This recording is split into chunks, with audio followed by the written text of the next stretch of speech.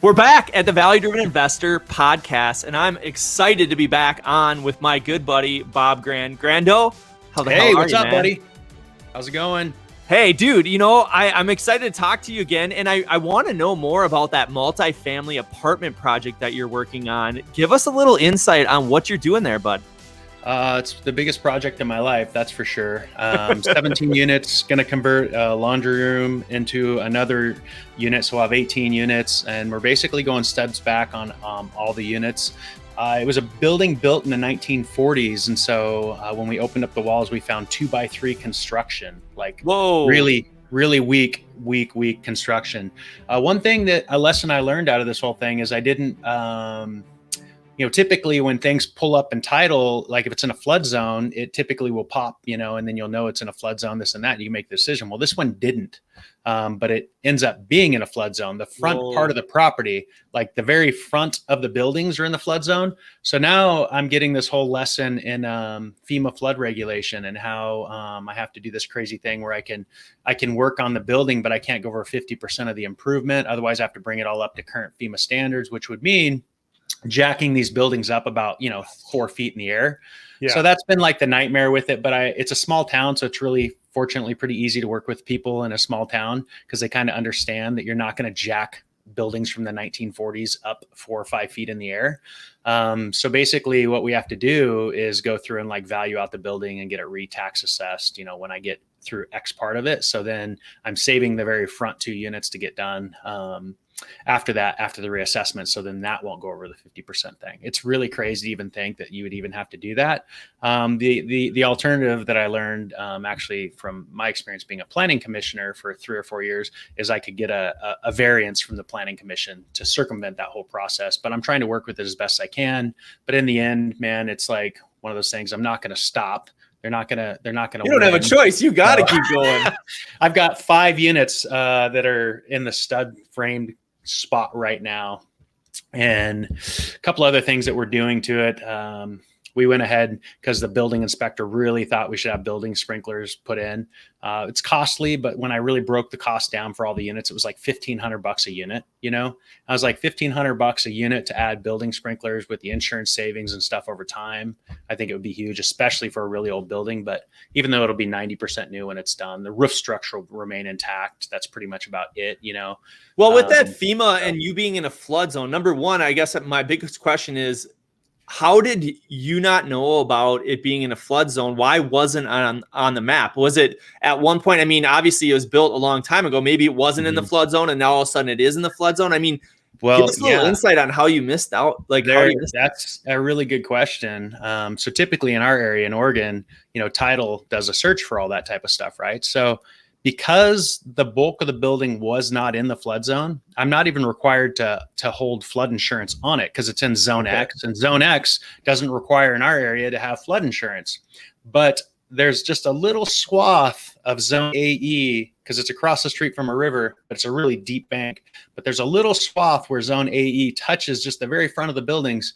And so according to the city, because it touches at all, then I have to say, okay, then we fall into the FEMA flood zone regulations.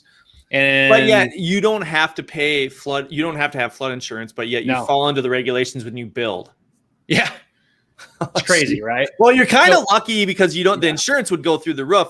And then you're not so lucky because, I totally get it. The city is always up your ass if, because the city, all they think about is which bucket do you jump into or fall into. Oh, dude, well, that little sliver, now you're in this bucket. Sorry, can't make any exceptions. I know. And I think fortunately, when something like that hits my lap, I just start researching and figuring things out. So I read all the flood zone regulations and I read their city code that they adopted. And I recognize there's a small slice in that code is my last ditch effort. If they become a real giant pain, I'll just take it to the planning commission. I cannot imagine a planning commission saying, we're going to hold your 1940 building to the standard of jacking it up in the air, doing some sorts of crazy things. But fortunately right now the city's been great to work with and everything's going good, but you never know, that can change, so that's kind of where I'm like, and I just straight up told them, I was like, look, I go, here's the path. And I go, I'll work with you guys. I go, but if this becomes too hard, here's what I'm going to do. And I told him exactly. I go, it says right here, I can do that. And I go, and I told him, I go, I was a planning commissioner for 4 years. I completely understand how planning commissions work. And I go, I would understand that they're probably a lot like me, this type of person. And they would see that pain point that I'm going through, and they would see the benefit for me improving 17 or 18 units inside the city to make them really nice for new renters, Exactly. in a city with a 1% vacancy rate, so they need rental units. Exactly. So, yeah, I mean, you're doing the right things, but it's just, unfortunately, that's just part of being a investor and a developer, right? Well, I can tell you, I have not. I would say your problem is probably bigger than my problem, but my problem is still, to me, pretty significant. I'm working on a deal right now, which is going to be an infill development deal over in a neighborhood called Linden Hills in Minneapolis, and it was funny because I've had my eye on this particular location. It's very sought after location in Linden Hills. Beautiful lot. I mean, it's just like, it's kind of like the holy grail almost. Other than being on the lake or having a lake view, it would be the next best thing. Nice. And so I've been paying attention to this. There's one agent who's working with the seller. It's off market. It's not on market. And if you're an investor nowadays, the only good deals are off market deals. So I'm really excited about this one. But then what made this even better was that I came across some baby boomers. They're in a really nice $4 million house in Edina, and they're ready to downsize. Wow. Well, their downsize is going from 4 million to, call it, almost 2 million. So that's their downsize. That's my type of downsize. Yeah, exactly. So I was like, okay, well, where do you want to be? Well, I want to be in Linden Hills. I want to be right by the lake. I want walkability. They want everything, right? Right. And I'm just like, oh my gosh, I think I might have a fantastic location for you. Why don't you just go walk by with your husband when you're going to grab a drink or dinner or whatever, and let me know what you think. And they went by it and they were like, we love it. Like, absolutely love this location. So I'm like, okay, well, here's what we can do. Here's where they're at. I mean, just to put this into perspective, this is going to be somewhere around a $750,000 house that we're going to buy, and we're going to tear it down, and it's going to cost us about 20 grand to tear down the house. Oh, man. So yeah, we're going to be into this thing for just under 800,000 with a dirt lot. And now we get to build something. No way. Yeah. So it's pretty awesome, but it's also pretty intense. And we got thrown a curveball today because we sent over the offer before the weekend, and the seller was kind of waiting on it. And this guy is sophisticated. I mean, this guy is he's a sophisticated guy. I don't really want to go into details who he is, but this is not some layman. He's not necessarily a real estate investor, but he's a savvy business person. Business guy, obviously, to own that type of property. Yeah. And so what happens is we put it in, and then he kind of waits and waits and waits, and then he comes back. So we put in a 750 offer, and he comes back. Guess what he came back at? 800. 770. What? And I told the agent's like, dude, this is it. Like, give me this. I'm like, no, we got to be less. He goes, give me this price. This is what he wants. He comes back at 770. I'm like, what? Now, if that doesn't explain the market we're in, like sellers, I'm working on a couple other deals. Sellers are just like, okay, they said yes. Well, then I didn't ask enough. I need to ask for more. That's so true, man. That's it's a very interesting market, and it just leads me to the fact that, like, it makes me feel like we're at a peak in a market cycle, where people are doing that. Everybody's a real estate investor. Every home seller thinks they can just sell their house off market again. It just reminds me so much of 2006 through 2010 or 8, that time frame.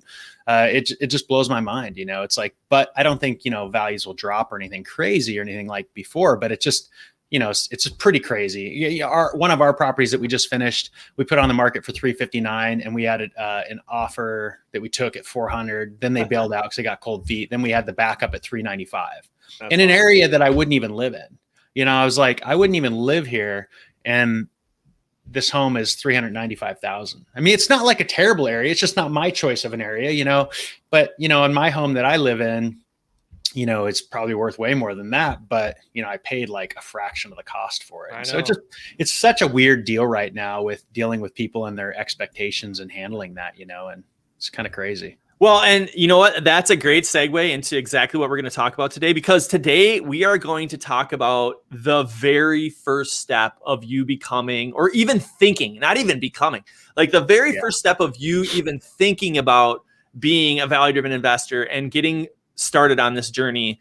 And really, it's just like you summed up right there, Bob. We are in an environment where literally you have to make a mind shift. And I've been stressing about it because I can tell you this. I've invested in property as back in 2009, 2010, 2011. Property values were going down. And I'm going to tell you, hindsight, now that I'm in the market where property values are skyrocketing up at like 15 to 18 to 20%, it's, in my mind, it's more risky to buy as properties are flying up because you have no idea when they're going to go down and you're going to have to sit on it for the next full cycle. Whereas when I was buying properties when they were going down and losing value every day, I knew at some point it was going to switch. And when it switched, I was going to be sitting in the perfect position. And so we are in a complete mind shift right now. And I'm trying to wrap my mind around it, just like you're trying to wrap your mind around it. And that's exactly where you have to be when you're thinking, man, I want to get into being a real estate investor. You have to change your mindset. And that's what we're going to talk about today. But first off, I want you guys to know that we have obviously launched the podcast. This is going to be episode number 4, and we've launched the podcast. But we're also, what we're doing is we've put together some really good content, and we plan on continually putting together really good content on our public-facing Facebook page at Value Driven Investor. So if you're interested in kind of seeing some of the projects that I'm working on, some of the projects that Bob's working on, some of the things that we're doing behind the scenes, visit our Facebook page and like our page and follow us, because we want to have really good content and we also want to spark questions. And so that's what we plan on doing on our Facebook page. So go check it out. But the other thing that I'm getting questions about is, hey, I want to keep, this is a community, right? Like, what are you going to do with this community? And you know what? Number one, what we're doing is we're trying to create this podcast and really let you guys know what we're all about. So valuedriveninvestor.com is our website. There you can hit apply for membership. Now, you're not really signing up for a membership. All you'd be doing is signing up to get on our email list so that you can stay in the loop on exactly what we're doing, because we do plan on launching a community where we can all help each other out. Because right now it's Bob and I have a couple people that I'm mentoring, and I know Bob has a couple people he's mentoring, and we're going to show you guys what we're doing for other people. Because literally our community is not huge. It's small. It's a couple key people that Bob and I are both helping out to get into the investing world. And we want to share those stories with you. And that's what the community is going to be about. It's going to be about offering you guys a bunch of really good resources that you can use to get in through the survive phase, enter into the thrive phase, finally start investing, and then lead by giving and leave that legacy that everybody's looking out for. So 100%. Here's where we go. The headline: why real estate investing? Now, everything in this episode will be great, but if you don't have a why that is big enough, you'll never take action. When have you seen it? I've seen it countless times. People say, I want to do this. I have to do this. This is where I got to go. But they don't know why they want to do it. And so for some people, why do you want to start investing in real estate? Are you a real estate professional who sees investing in real estate as your gateway to life on your terms? Are you a successful professional who is looking to create passive income, tax benefits through real estate investing? Or are you an entrepreneur who sees opportunity in building your own real estate empire that you will one day hand off to your kids? Either way, being an active investor or a passive investor, real estate is one of the best vehicles on earth for creating and preserving wealth. Grando, would you agree with that? 100%, man. I mean, that's the last one you hit right there is exactly what I am looking for. Hand it off to my kids, my brother and I. That's our mission. We want to be able to do that. But more importantly, I want to, show my kids the path that you can create your own life, on your own terms and do what you want to do versus work for somebody else. So that's one of the main reasons. And by me growing it and incorporating them in my business, it's going to allow them to take that over down the road. And exactly. I think they know that. So. Exactly. Yeah. And that's why today is so important, is because you have to take that first step. The last episode was about jumping out of the plane and you had somebody on your back. Now it's about actually taking that first step. And the first step comes down to why. Why do you want to do this? Because investing in real estate is the long game. And if you don't know why you're playing the game, odds are you're just going to quit. And so for me, there's a couple different reasons why I started investing in real estate. But the number one reason is that I came to the conclusion after I worked a cube job while I was in my parents' basement, and my old man's like, "Hey kid, you got this figured out? Because you're going to be gone in 12 months." And I was like, "Yeah, Dad, I know. And so he intentionally put the pressure on me because he always put the pressure on me, and I needed that, and I work better under pressure because of my old man. But the thing is like, what am I doing? I'm sitting in this cube job. I'm auditing mortgages for properties in a cube, scrolling through all these documents, making sure they're all perfect.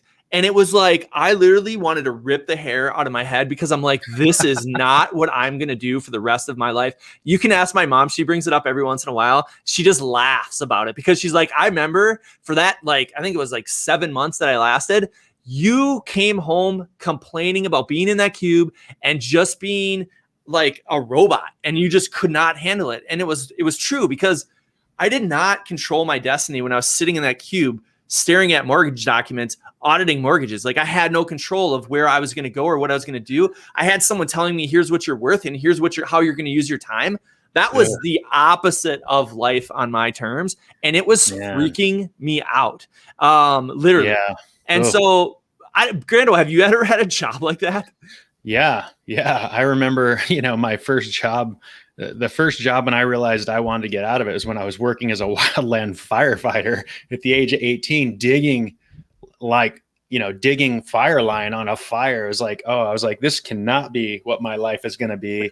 And that was one of the reasons I got into real estate investing. It's also one of the reasons, why I got on my path of the city fire department, because it was a way better just lifestyle in general. And, there at the city fire department, there is somebody that kind of tells me what I'm supposed to be doing, this and that. But for the most part, I control my own destiny there and control a station, control my day. And then my schedule is very flexible. So, and that's what I love about that, because I kind of have that autonomy to work. But in when I was working as a wildland firefighter all summer, like 7 days a week, sometimes I'd be gone for 20 days straight, working for $12 an hour. That's with the hazard pay. I was like, there has to be a better way. There's no way this is going to be my life. So, well, and at the end of the day, like there's nothing wrong with working underneath someone, because we can all look at ourselves as leaders. And Bob, you and I look at ourselves as leaders, and that's for sure. But every leader is also a follower, because my belief is this: as a team player, you know what? I can't lead the team to victory every single time. Just like Tom Brady, sure, he's an amazing quarterback, but he knows just as well as anybody, if he doesn't have a good receiver, a good running back, a good offensive line, and a great defense, he's not winning the Super Bowl. So he can be a great leader, but he's also a great follower, because at the end of the day, when he won the Super Bowl this year, he knew that one of the biggest reasons he won the Super Bowl is because his defense was leading the way and he was following them and making sure he did his job. And so, you know what? There's nothing wrong with following, but it's about doing it on your terms. It's about feeling good about what you're doing. And that was the biggest thing for me, is like, what am I going to do in my life? Like, what's the game for me that's going to make me feel like I can be flexible, because I love change? That's going to allow me to be that entrepreneurial spirit. That's going to allow me to not put a cap on what I'm worth, because I knew that there was nobody that should be able to cap me for what I'm worth, because I believed in myself. I said, I have unlimited potential if I put in the work. And so when I read the book, Retire Young, Retire Rich by Robert Kiyosaki, it all came down to, what is your vision? What is your plan? What do you believe in? But most importantly, what are the words that you're telling yourself? And I realized that I was telling myself some really awesome words, because I knew that I had unlimited potential. I knew that if I believed in myself, I could achieve anything, because I had done it when I got my computer programming degree. So I had already been telling myself some of the best words to do whatever I wanted to do, like positive things happen to positive people. So that was how I realized, like, I can make a life on my terms. How am I going to do it? And I came to the conclusion that it was going to be real estate. But the other thing that I also knew is that I had a very giving heart. Like, I wanted to take care of people. I'm a protector. And I genuinely know that in my heart.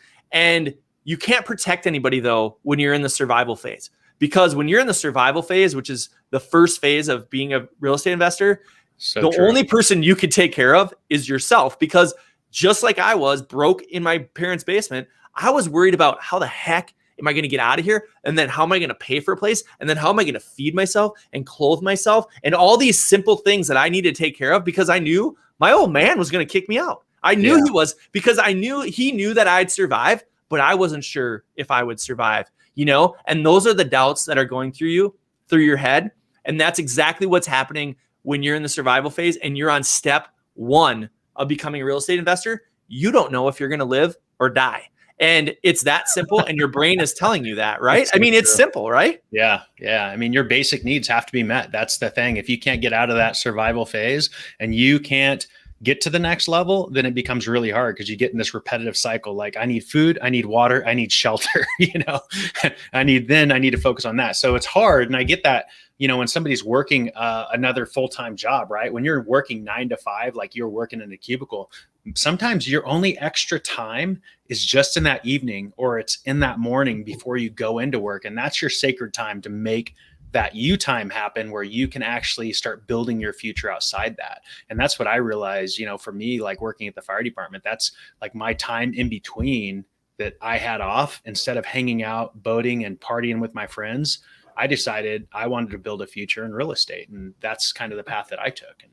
it's been successful ever since. Grando, and this is what I want to dive into, like the question that people are probably asking episode 4 is like, who is a value-driven investor? And so I wrote this down. Yeah. A value-driven investor is someone who leads by giving. This person sees an opportunity to invest time, energy, money into an idea or an asset. They make their investment in hopes of receiving a positive impact on the world and themselves. A value-driven investor invests their time, energy, and or money into an idea. When you make this deposit, you expect a positive impact on the world and or a positive return on your investment. Becoming a value-driven investor is your mind shift towards a lifetime of learning and giving, committed to life on your terms and the pursuit of becoming your best self. To achieve your goal, you must start somewhere, and that somewhere is the survival phase. And so that is who a value-driven investor is on day 1, on like step 1, because I think it's important that people understand, this is a path. You are walking on a path. Bob and I have walked a path. Now, Bob and I have walked our own path, but there's a lot of similarities and maybe more similarities than differences along the path. And that's why it's so exciting to have Bob and I on the podcast and just to be able to talk together about this, because we each bring different perspective, but we all understand, or we both understand the path. And so if you're sitting here on day 1 and you're like, how am I going to do this? The step number 1 is education. Step number 2 is find your guide. Step number 3 is get off the fence and take action. Those are the first 3 things you need to be focusing on. Like Bob said today, you know what? I got hit with this flood zone thing. He goes, and when I get hit with a problem, I go deep and I research it and I figure it out because I'm going to find all the different angles that I can use to solve the problem. That's exactly what we're saying today. Get educated. Find your guide. Find somebody else that solved the problem, because odds are there's someone else out there that solved the problem, like Bob and I. Get off the fence and take action. Sitting there, analysis paralysis, and not taking action gets you nowhere. If you don't move, and this is something I heard from a Navy SEAL, Jocko Willink. If you haven't heard his podcast, this guy is super intense, Navy SEAL captain, freaking intense. And he said, if you don't move, you die. And that's coming from a guy in war. And I feel that it's the same thing here. If you don't move, you die. So, Grando, on the education front, what are some of the things some suggestions you have around education? What can people, are there books that people can read, audibles, podcasts? Yeah. I mean, there's so many, I honestly, probably the first deep dive I would do is just start running through, just type Bigger Pockets in Amazon. They have so many books and so many authors that they've published. That's probably the quickest resource to start finding stuff. You can find, their flipping book, you could find their apartment investing book. But I would say, if I were to be starting, out brand new and I were thinking, what's my education? I'd probably go to a Rich Dad, Poor Dad book, get the Robert Kiyosaki and figure out my why and make sure I understand where I can go with that, and then progress from there. Because if you don't know what your why is and you don't educate yourself on how to figure that out first, that's going to be your first hurdle, because you'll be working for nothing. Then after that, I would start focusing on, wholesaling book, rehabbing book, or even just a general real estate book, just to understand the process of that. And there's so many of them out there. It's an endless supply of books, and people have written books and a lot of creativity and all that stuff. So yeah, I 100% agree with you. The first book I would recommend at this stage, the very, very, very beginning, like you literally rolled out of bed and today you're like, I'm going to be an investor and here's what's the first thing I'm going to do. Yeah. Simon Sinek has a great book called Start With Why. Yes. And I would read that book. I really would read that book because it will get your mind kicking and you will be thinking like, oh my gosh, if I can solve some of the questions that he poses in that book, I'm going to be on the right track. The other book that changed my life, literally, Retire Young, Retire Rich. I would read that book by Robert Kiyosaki. And the reason I would read that book, not only did it impact my life, but it will also help you with the mind shift that we're talking about today. Because the biggest challenge you have on step one is mind shift. You have to change your mindset. And when you change your mindset, you do it by changing your words. When you change your words, you start telling yourself a different story. And when you change your story, you change your life. And it's really simple, but yet it's very, very hard. So those are a couple different books that I would pay attention to. When it comes to podcasts, I think it comes down to, like Bob said, what phase do you want to start in? The easiest phase would be wholesaling, because your biggest challenge will be, okay, I have to find an asset. And once I find that asset, I then have to find a buyer. And all I have to do really is connect the dots. And all I really have to do, I don't even have to have a real estate license to do that. You might think about, if I had my real estate license, you know what?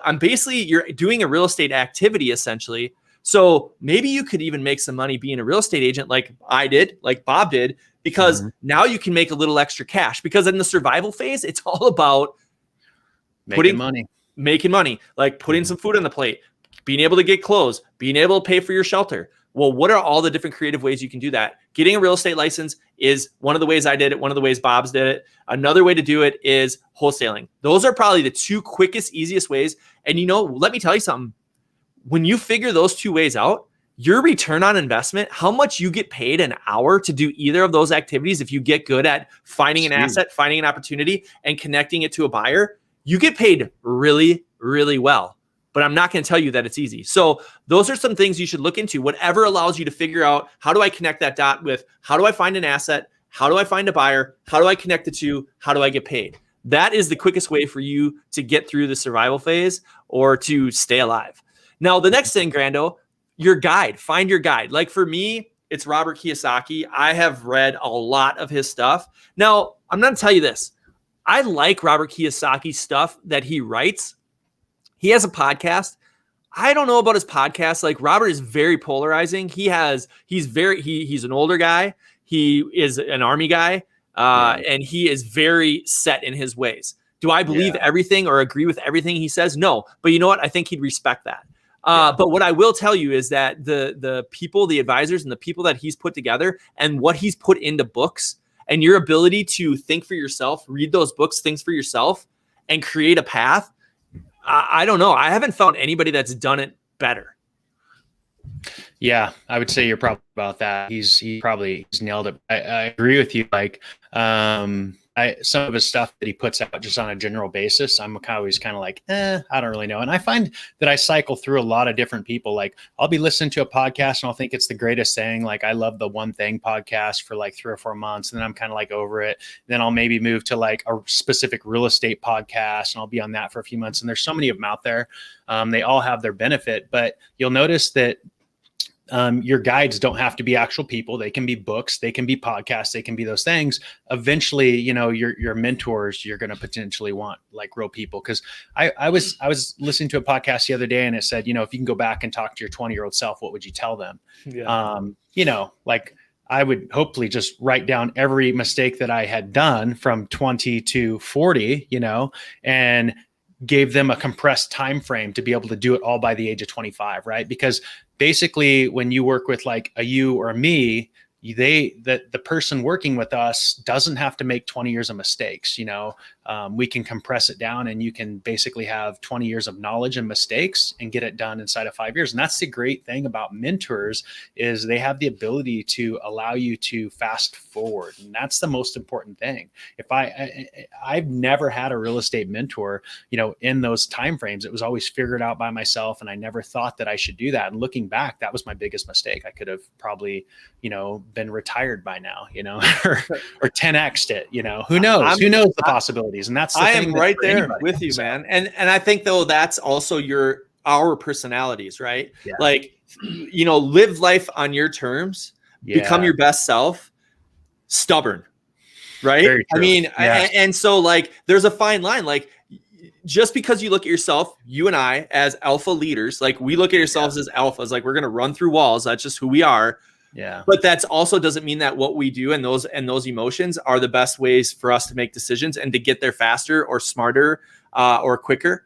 And that's the whole point that I was trying to make is, you know what? Just because you look at yourself as a leader in the mirror and other people's look at you as a leader does not mean that you can't follow. And that is, you nailed it on the head, Bob. One of my biggest weaknesses is I should have been following earlier and faster and more often. And I am now taking that experience as I move into commercial, and I'm saying, I don't need to be the leader. I will be the follower. I will participate. If someone says jump, I will jump, because that is a huge lesson that I learned. And it took me years and years and years and years to learn it because I was stubborn. So you nailed it, man. That's a great piece of advice right there. Nice. Okay, so let's get to the next one. Get off the fence and take actions, right? I mean, at the end of the day, you have to create habits. You have to remove your excuses, and you have to jump out of the plane. Yeah. And you also have to know your numbers. You have to know where you're going to find your resources. That's the value-driven investor community. See, that's the whole point. Like Bob said, you know what? People are going to come to this podcast. They're going to like it. They're not going to like it. Some people are going to stick around. Some people aren't going to stick around. But that's not really who we're talking to. We're talking to someone who's serious about jumping out of the plane, having someone strapped to their back, and actually executing. Someone that is a leader. They want to live life on their terms. They want to become their best self, but they know that if I'm willing to follow now, I will be leading tomorrow. But Grando, how do people take action though when their feet are like in cement because they're so scared to do that first step? Well, it starts out with basic education, just like you said, knowing your numbers, knowing how to look for a property, knowing how to do it, and then having somebody to bounce that off of, right? So then having that next person, which is a mentor or somebody like that can say, yeah, your numbers look good. I say green light it, and my brother and I have those conversations all the time. We bounce things back and forth. These numbers look good. Does that look good? Yeah, it looks good. Boom. Once it all aligns, it's just press go button. And it takes a lot of that practice and repetition, and then having that gut check where you're like, it's all good. Everything's lining up. There's no reason not to take action, but you'll see people all the time, regardless, they'll line it up. It'll be perfect. They could do it. They could just sign that contract and then they back out. Right. So it's the fear aspect. And so how do you get over that fear? Again, bouncing it back off of another person and having somebody to push you forward. That, jumping, like you've always said, being strapped. You don't go skydiving the first time and say, okay, is this the parachute? This is good to go. I did my system check. Yeah, right. Cool, I'm jumping out of the plane by myself. You and I might do that, but we would be dead on the way down trying to figure it out. Yeah. But a smart person would be strapped to the skydive instructor and let's jump out with him first. And then you do that a few times. And you've done it, right? And then after that, maybe then you get to the point where you're parachuting out by yourself. So, Exactly. I wouldn't say I'd actually do that. I probably wouldn't, but there's many circumstances where you just run into that wall, right? It's like, I'm a firefighter. I run into fire. Seems crazy to most people. Seems calculated to me, Yeah. Why? Because I've had mentors, I've had training, I've had education, so it doesn't scare me anymore. So that's the most important thing. It doesn't scare you. The other thing is that when you did the apartment deal, which we started off at, you did a ton of you were like finding all the reason not to jump, But then Yes. you were like, okay, wait, I got to talk to Shane. I got to talk to Murph. Yeah. I got to talk to Slope. I got to talk to my guys that I know have done this longer than I have. And I got to talk to my brother, and we got to run the numbers. And you did what you're doing. You knew there was risk. You knew there was a lot of risk. Yeah. But yet you took the action. And then now you come in today and you say, gosh, I hit this big problem. But you're not like, oh, I'm going to die. You're not pulling the ripcord going, oh my God, I'm going to die. You're like, no. I'm going to do the research. I'm going to figure it out. You go back to your experience. You're taking action. And isn't that the same thing? Yeah. Yeah. I mean, essentially you're walking through that process and doing exactly that. And then once you get started in it, you have no option to turn back, right? Like it's not, you just get to walk the path. My brother and I get to walk the path of going through this apartment thing, and we get that education and experience, and we just have to do it. Once we've got through one of them, we could do it again, and we can do it faster. This one's taking us forever. It's going to take us a really long time. But, in the end, the experience will be very valuable. I'll be able to mentor somebody else on how to do it. That'll create partnerships for me on other projects with people that want to do it, because now I have all this expertise, partnering with you, partnering with all the other guys that we know. And then I think mostly, it builds that knowledge base to where your fear just kind of gets pushed back down. My brother and I were, making excuses as to why we shouldn't do it. And then finally we're like, the numbers are too good. This is too good of a deal. And he's around. I was like, those are really the numbers. We got to do it. It's just kind of like one of those things. And, having that ability to bounce it off of somebody else like you and, all the other guys and, Slope and everything to be able to do that. And it's so valuable. I don't think I would have done it without having that kind of a network. It's just too easy to say, no, I'm not going to take the risk.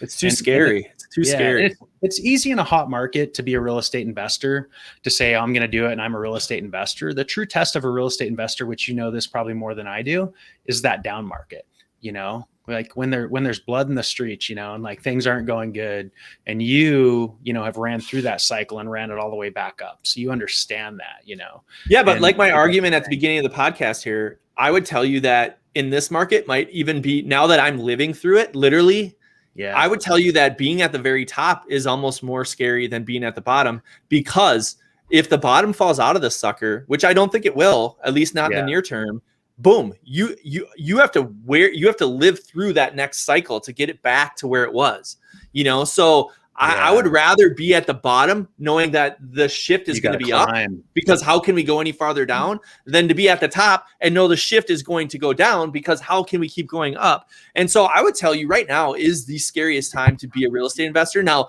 most people, the layman's, are saying, oh no, I mean, like, you can't screw it up. Right. You can't screw it up. And I'm like, well, let's see. Let's see how this all plays out. But like you said, Bob, at the end of the day, the biggest value that we're going to bring at the Value Driven Investor community is direct access. And so that's one of the things that once we get this thing launched and off the ground, that behind the scenes, if you join the Value Driven Investor community, you're going to get direct access to myself and to Bob. You're going to be able to run your deal past us and say, what do you think? Is this the right move? Just like Bob did when he was about to buy that 18-unit investment property. So that is the whole point of this podcast. That's the whole point of this community, is that we know as investors to take that first step, to keep moving forward, to walk the path of a value-driven investor. You have to have others around you that are willing to mentor you, that are willing to say, you know what, you're going to live, you're going to make it. And I think that's the whole point of today's podcast. Grando, do you have anything else to add? Otherwise, I think we are good to go. Yeah, no, I think the numbers don't lie. And I think that's probably one of the most important things, to always realize in real estate investing.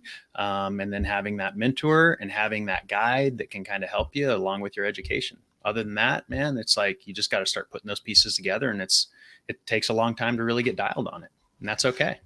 Yeah. So you guys, the Value Driven Investor podcast, this will be episode number 4. On obviously episode number 1, we just kind of introduced what are we doing, why the Value Driven Investor. Episode number 2 was the secret behind how the Value Driven Investor is special. Episode 3 was the Value Driven Investor podcast and why it's committed to delivering this amazing content for you. Now, from this point forward, episode number 4 really kicks it off. This is where the rubber's going to hit the road. This is where we're going to really talk about executing.